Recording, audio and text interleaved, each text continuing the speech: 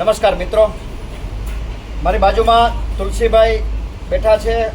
એ રાજકોટમાં બેડીપડા ચોકડી પાસે દરરોજ લગભગ 200 ગરીબ પરિવારના બાળકો જે ઝૂંપડપટ્ટીમાં રહે છે, જેના મા બાપ મજૂરી કરવા જાય છે, રીકડી ફેરવવા જાય છે, આવા બધા બાળકોને દરરોજ એક સમય ભરપેટ ભોજન કરાવે છે.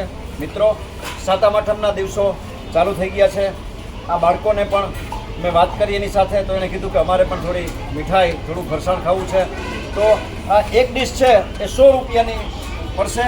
બધા જ બાળકોને 200 બાળકોને દેવાની જરૂરિયાત છે.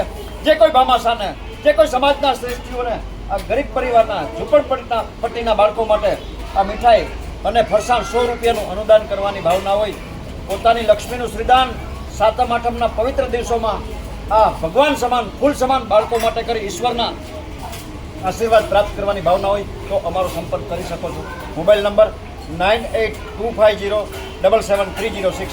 આ વિડીયો આપના ગ્રુપમાં શેર કરવા પ્રાર્થના.